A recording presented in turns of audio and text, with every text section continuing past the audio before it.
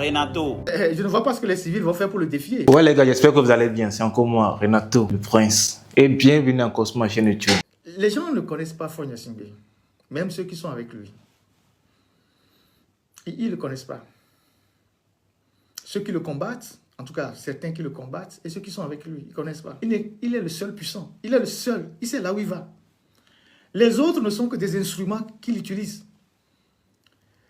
Les autres ne sont que des instruments qu'il utilise. Et dans une dictature,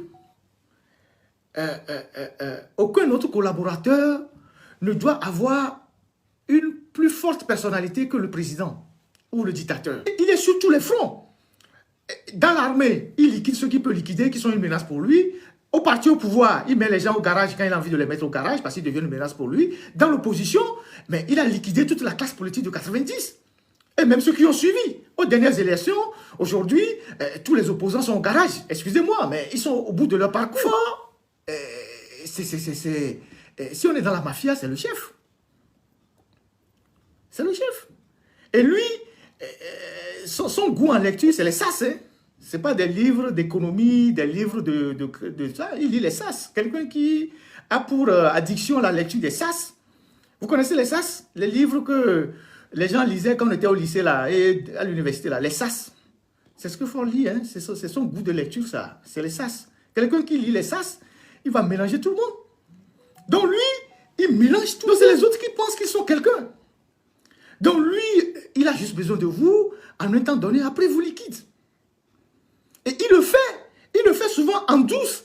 Ce n'est même pas exclu que s'il apprend que des gens sont sortis de l'Assemblée en train de bourdonner, il va les rappeler, il va leur dire, ah tu sais, j'ai un projet pour toi, il faut te calmer, je vais t'envoyer ici, t'inquiète, je vais t'envoyer ici. Il ne le fera pas. Les gens qui sont dans le système, à un moment donné, ils pensent que bon, parce qu'ils sont dans le système, ils servent le système, ils ont l'impunité, ils peuvent parler plus fort que celui qui les emploie.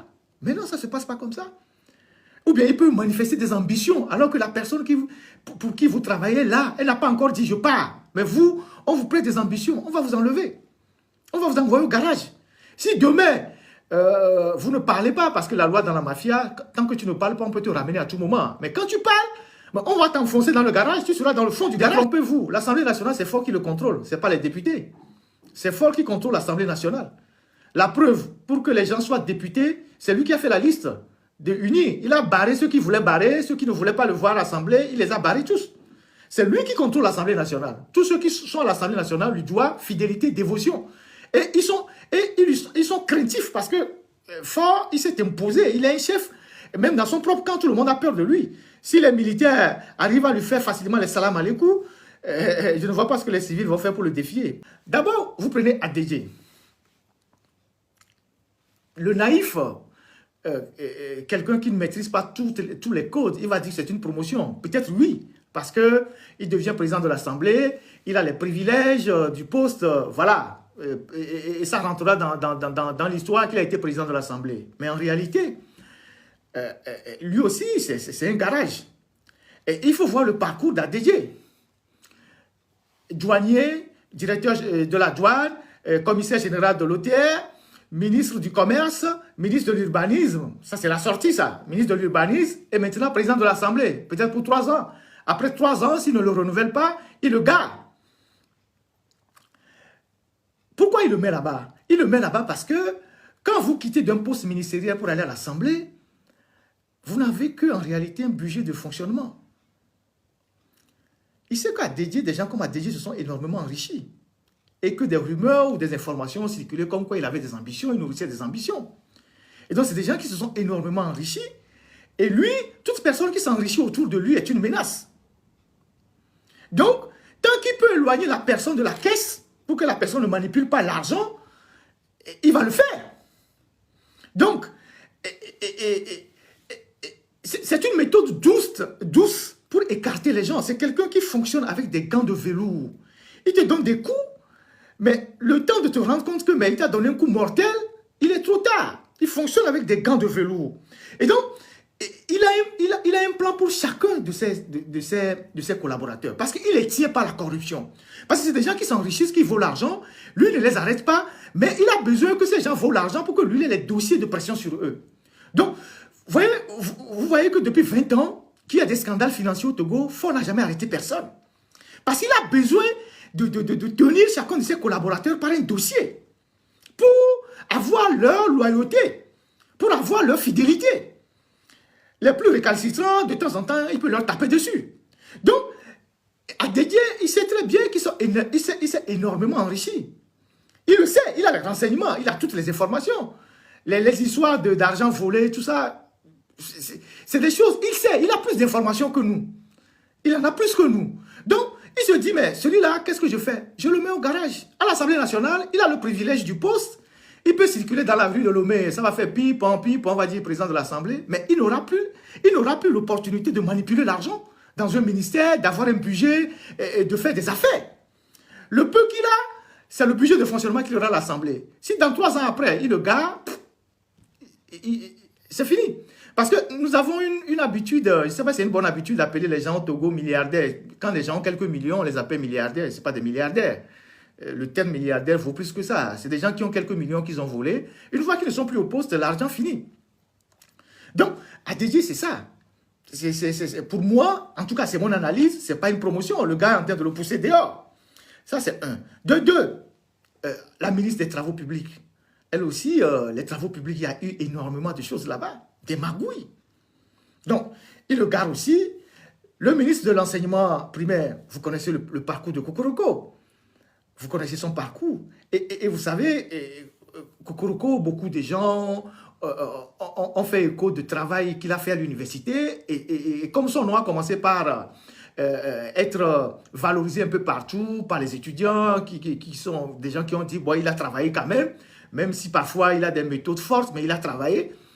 Mais le dictateur n'aime pas entendre ça. Donc, le fait d'abord de l'enlever de l'université, c'était le début de la chute, si je peux parler ainsi.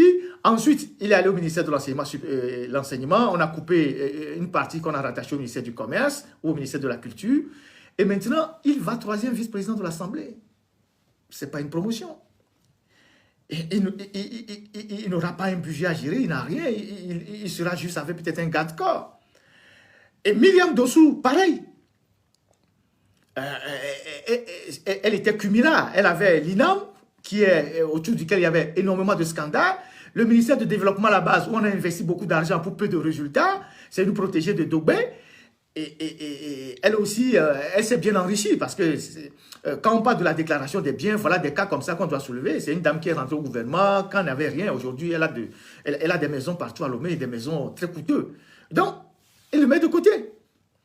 Donc, l'Assemblée nationale, le bureau de l'Assemblée nationale, c'est le premier garage pour lui. Et donc, c'est forcément que d'autres ministres vont rester. Il ne va pas les ramener au gouvernement. Il a besoin de nouvelles têtes au gouvernement.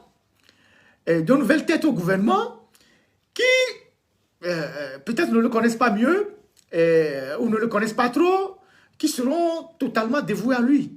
Et il va les utiliser aussi, et puis après il va les garer. Ministre de l'urbanisme et maintenant président de l'Assemblée, peut-être pour 3 ans.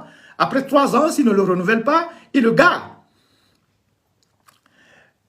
Pourquoi il le met là-bas? Il le met là-bas parce que quand vous quittez d'un poste ministériel pour aller à l'Assemblée, vous n'avez qu'en réalité un budget de fonctionnement. Il sait qu'à Dédié, des gens comme à Dédié se sont énormément enrichis. Et que des rumeurs ou des informations ont circulé comme quoi il avait des ambitions, il nourrissait des ambitions. Et donc, c'est des gens qui se sont énormément enrichis. Et lui, toute personne qui s'enrichit autour de lui est une menace. Donc, tant qu'il peut éloigner la personne de la caisse pour que la personne ne manipule pas l'argent, il va le faire. Donc, c'est une méthode douce pour écarter les gens. C'est quelqu'un qui fonctionne avec des gants de velours. Il te donne des coups, mais le temps de te rendre compte que il t'a donné un coup mortel, il est trop tard. Il fonctionne avec des gants de velours. Et donc, il a un plan pour chacun de ses collaborateurs. Parce qu'il les tient par la corruption. Parce que c'est des gens qui s'enrichissent, qui volent l'argent. Lui, il ne les arrête pas. Mais il a besoin que ces gens volent l'argent pour que lui ait les dossiers de pression sur eux.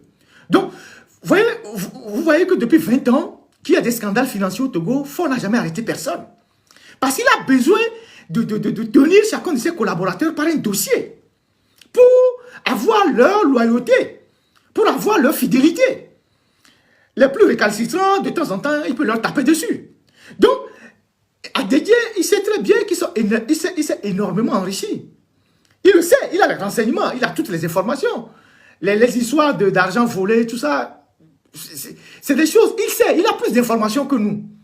Il en a plus que nous. Donc, il se dit, mais celui-là, qu'est-ce que je fais? Je le mets au garage. À l'Assemblée nationale, il a le privilège du poste. Il peut circuler dans la rue de Lomé, ça va faire pipon, on va dire président de l'Assemblée, mais il n'aura plus l'opportunité de manipuler l'argent dans un ministère, d'avoir un budget et de faire des affaires. Le peu qu'il a, c'est le budget de fonctionnement qu'il aura à l'Assemblée. Si dans 3 ans après, il le garde, c'est fini. Parce que nous avons une habitude, je ne sais pas si c'est une bonne habitude d'appeler les gens au Togo milliardaires. Quand les gens ont quelques millions, on les appelle milliardaires, ce n'est pas des milliardaires. Le terme milliardaire vaut plus que ça. C'est des gens qui ont quelques millions qu'ils ont volés. Une fois qu'ils ne sont plus au poste, l'argent finit. Donc, à Dédié, c'est ça. Pour moi, en tout cas, c'est mon analyse, ce n'est pas une promotion. Le gars est en train de le pousser dehors. Ça, c'est un. De deux, la ministre des Travaux publics. Elle aussi, les travaux publics, il y a eu énormément de choses là-bas. Des magouilles. Donc, il le garde aussi. Le ministre de l'enseignement primaire, vous connaissez le parcours de Kokoroko. Vous connaissez son parcours. Et vous savez... Bon les gars, nous sommes déjà à la fin de cette vidéo. Si vous avez aimé, n'hésitez pas à liker, de commenter. Et surtout de vous abonner, c'est très important. Et que les gars, prenez soin de vous. C'était Renato le Prince. Bye bye.